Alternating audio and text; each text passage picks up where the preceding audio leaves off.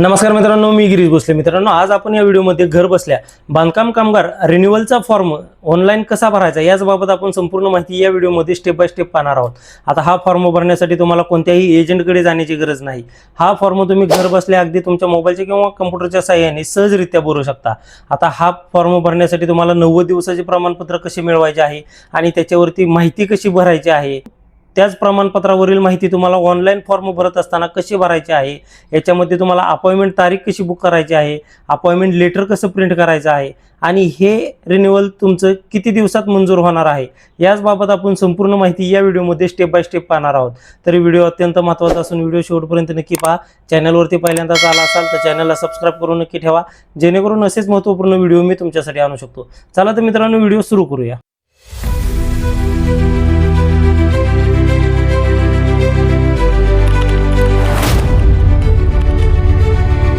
बांधकाम कामगार रिन्युअलचा फॉर्म भरण्यासाठी सर्वात प्रथम आपल्याकडे हे 90 दिवसाचे प्रमाणपत्र असणे आवश्यक आहे. आता हे जर प्रमाणपत्र तुमच्याकडे नसेल तर तुम्ही बांधकाम कामगार रिन्युअलचा फॉर्म भरू शकत नाही. तुम्हाला हे प्रमाणपत्र तुमचे ग्रामसेवक, इंजिनियर वगैरे जर असतील तर त्यांच्याकडून हे प्रमाणपत्र तुम्हाला मिळणार आहे. या प्रमाणपत्रावरती संपूर्ण माहिती व्यवस्थित भरून घ्यायची आहे.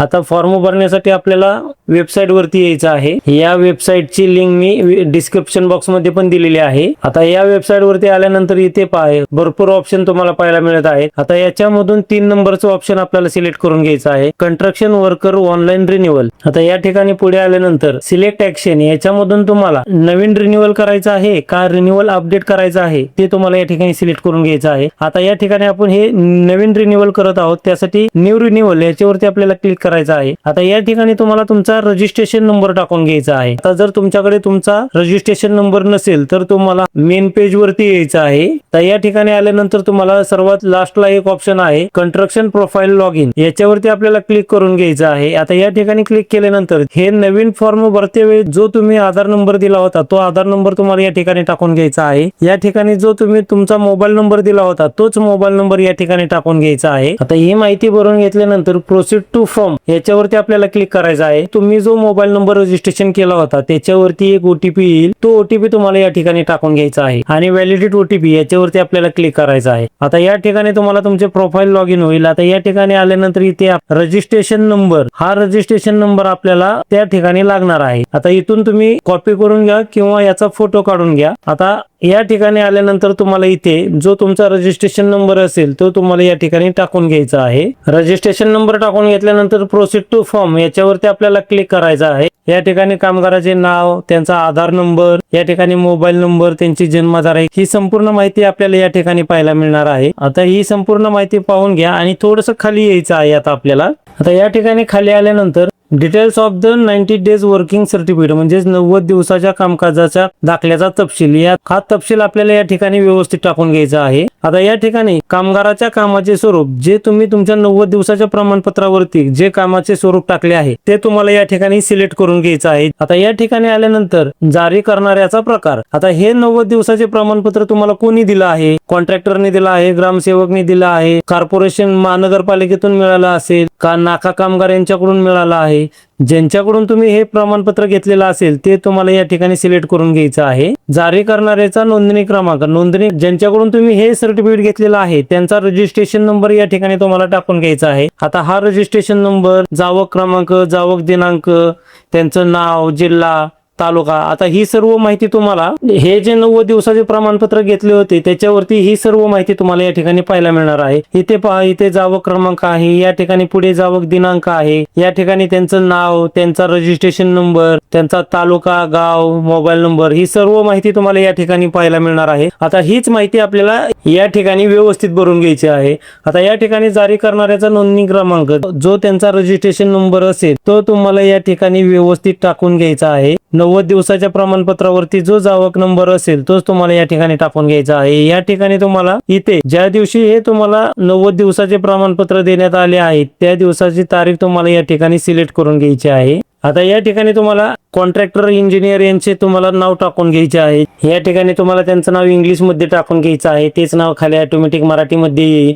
आता या ठिकाणी नियोक्त्याचा जिल्हा म्हणजे त्यांचा जिल्हा या ठिकाणी सिलेक्ट करून घ्यायचा आहे. या ठिकाणी पुढे त्यांचा तालुका सिलेक्ट करून घ्या। ही संपूर्ण माहिती भरल्यानंतर कृपया पडताळणीसाठी तुम्हाला भेट द्यायचे असलेले योग्य तालुका केंद्र निवडा। आता या ठिकाणी तुम्हाला इथे ज्यावेळेस तुम्ही रजिस्ट्रेशन केलं होतं त्यावेळेस जो तुम्हाला तालुका सिलेक्ट केला होता तुम्ही, तोच तालुका तुम्हाला या ठिकाणी येणार आहे। याच्यामध्ये आपल्याला तो तालुका फक्त इथे सिलेक्ट करून घ्यायचा आहे। आता थोडंसं खाली या।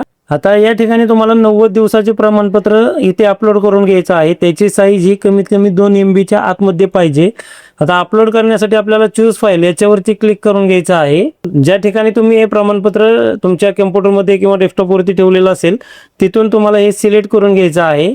आता या ठिकाणी इथे खाली याच्याच खाली इथे निळ्या बॉक्समध्ये इथे पहा click to load visiting date. आता तुम्हाला जे तुम्ही पडताळणी केंद्र निवडलेलं होतं त्या केंद्राला तुम्हाला भेट देण्याची तारीख सिलेक्ट करून घ्यायची आहे। या ठिकाणी आता थोडंसं खाली या। पिवळ्या ह्याच्यामध्ये जर असेल तर त्याचा कोटा पूर्ण झालेला आहे, लाल चिन्हामध्ये असेल तर तुम्हाला गव्हर्नमेंट शासकीय सुट्टी असेल, हिरव्यामध्ये असेल तर तुम्ही निवडलेली दिनांक असेल आणि जर पांढऱ्यामध्ये असेल तर ती दिनांक तुम्हाला उपलब्ध असेल। आता या ठिकाणी कामगाराच्या सुविधा केंद्राला भेट देण्याची तारीख। आता आपल्याला हे प्रमाणपत्र व्हेरिफिकेशन करण्यासाठी आपल्याला या जे आपण पडताळणी केंद्र सिलेक्ट केलं होतं त्या ठिकाणी आपल्याला हे जाऊन व्हेरिफिकेशन करून घ्यायचं आहे। आता त्यासाठी आपल्याला यामध्ये व्हेरिफिकेशन साठी आपल्याला तारीख सिलेक्ट करून घ्यायची आहे। ज्या ठिकाणी तुम्हाला पांढरं दिसत आहे ती तारीख तुम्हाला या ठिकाणी सिलेक्ट करून घ्यायची आहे। ती तारीख सिलेक्ट करून घेतल्यानंतर इथे पहा इथे डिक्लेरेशन तुम्हाला द्यायचं आहे। आता या बॉक्स मध्ये टिक मार्क करून घ्या आणि सेव्ह याच्यावरती आपल्याला क्लिक करायचं आहे। सेव्ह याच्यावरती क्लिक करून पुढे आल्यानंतर आता सेंड OTP ऑन। आता जो तुम्ही मोबाईल नंबर या ठिकाणी टाकलेला होता त्या मोबाईल वरती एक OTP येईल, तो OTP आपल्याला या ठिकाणी टाकून घ्यायचा आहे। OTP टाकून घेतल्यानंतर व्हॅलिडेट OTP याच्यावरती आपल्याला क्लिक करायचा आहे। आता हा तुमचा फॉर्म यशस्वीरित्या सबमिट होईल। आता या ठिकाणी तुम्हाला इथे तुमचा ऍप्लिकेशन नंबर या ठिकाणी मिळणार आहे, याचा फोटो काढून घ्यायचा आहे। आता या ठिकाणी ओके याच्यावरती आपल्याला क्लिक करायचं आहे। आता या ठिकाणी आपल्याला जे पडताळणी केंद्र निवडलं होतं आणि जी केंद्राला भेट देण्याची तारीख निवडली होती त्याची आता आपल्याला या ठिकाणी प्रिंट काढून घ्यायची आहे। म्हणजेच आता आपल्याला अपॉइंटमेंट लेटरची प्रिंट काढून घ्यायची आहे। तर प्रिंट काढून घेण्यासाठी आपल्याला या ठिकाणी प्रिंट याच्यावरती आपल्याला क्लिक करायचं आहे आणि या ठिकाणी इथे तुम्हाला आता जो तुम्ही फॉर्म भरलेला आहे रिन्युअलचा ती संपूर्ण माहिती तुम्हाला या ठिकाणी पाहायला मिळेल। या ठिकाणी बांधकाम कामगाराचे नाव तुम्हाला पाहायला मिळणार आहे, त्यांचा नोंदणी क्रमांक पाहायला मिळेल। आता या ठिकाणी इथे विषय मूळ कागदपत्रांसह तपासणी करता कामगार सुविधा केंद्रात उपस्थित राहण्याबाबत। आता जो तुम्ही रिन्युअलचा फॉर्म भरलेला आहे त्याच्यामध्ये जे तुम्ही 90 दिवसाचे प्रमाणपत्र अपलोड केलेलं आहे ते प्रमाणपत्र घेऊन तुमचं आधार कार्ड घेऊन आणि ह्या अपॉइंटमेंट लेटरची प्रिंट घेऊन तुम्हाला जे तुम्ही पडताळणी केंद्र सिलेक्ट केलं होतं त्या ठिकाणी तुम्हाला जी तारीख तुम्ही सिलेक्ट केलेली आहे त्या तारखेला ही संपूर्ण कागदपत्र घेऊन तुम्हाला तिथे हजर राहायचं आहे। तर अशा पद्धतीने मित्रांनो आपल्याला हा रिन्युअलचा फॉर्म भरायचा आहे।